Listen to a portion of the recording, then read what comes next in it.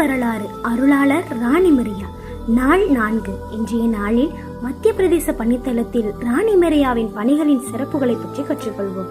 1983 அருட்சகோதரி ராணி மரியா இந்தோர் மறை மாவட்டத்திற்கு இறைப்பணிக்காக அனுப்பி வைக்கப்பட்டாங்க. அங்கு அவங்க செல்வதற்காக பேருந்துல ஏறும்போது அவருடைய கண்களில் ஒரு புதுமையான உற்சாகம் தோன்றியது. அவர் அங்கு செஞ்சதுமே அங்க நிலவி வந்த பல உண்மை நிலவரங்களையும் பார்த்து அறிந்து கொண்டாங்க. அந்த ஊர்ல குழந்தைங்க பள்ளிக்கு போகாம வேலைக்கு தான் அனுப்பி வைக்கப்பட்டாங்க. நிறைய குடும்பங்கள் வறுமையால துயரப்பட்டாங்க.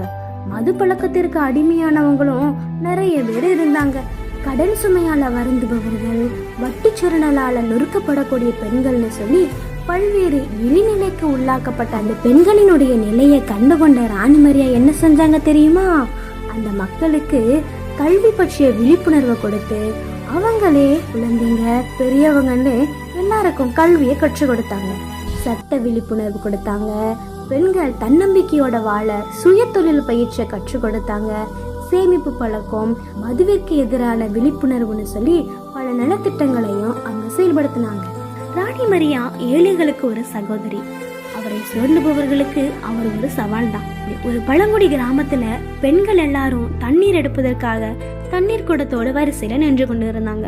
அப்போ ஒரு பெண் அழுது கொண்டே சொன்னா, சகோதரியே, என்னுடைய கணவர் வாங்கிய கடனுக்காக எங்களுடைய நிலத்தையே நாங்க இழக்க போறோம்னு சொல்லி அழுதா. உடனே ராணி மரியா அந்த நில உரிமை ஆவணங்கள் எல்லாம் பார்த்து விட்டு அடுத்த நாளே அந்த பெண்ணையும் அழைத்து கொண்டு அரசு அலுவலரை நோக்கி கூட்டி சென்றார். அங்கேயும் பல மணி நேர போராட்டத்திற்கு பிறகு அந்த நிலத்தையும் மீட்டெடுத்து அந்த பெண்ணினுடைய கையிலையும் ஒப்படைத்தார். அன்று மாலை அந்த கிராம பெண்கள் சொன்னாங்க, நீங்க சிஸ்டர் இல்ல, எங்க ராணி அம்மான்னு சொல்லி.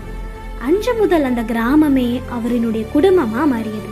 ஒரு இரவு ராணி மரியா இறைவனிடம் வேண்டிக் கொண்டிருந்த போது சொன்னா, இவர்களோட இருள் நிறைந்த வாழ்க்கையில நான் ஒரு மெழுகுவர்த்தி போல இருந்தா கூட போதும்னு சொல்லி. அந்த நாள் தொடங்கி ராணி மரியா ஏழைகளின் தாயாகவே மாற தொடங்கினார். அந்த கிராமமே அவருடைய குடும்பமா மாறியது. சிந்தனை: உண்மை பேசப்படும் இடத்தில் எதிர்ப்பு பிறக்கும் என்பதுதான். இதன் தொடர்ச்சியை நாளைய காணொளியில் காண்போம். நன்றி.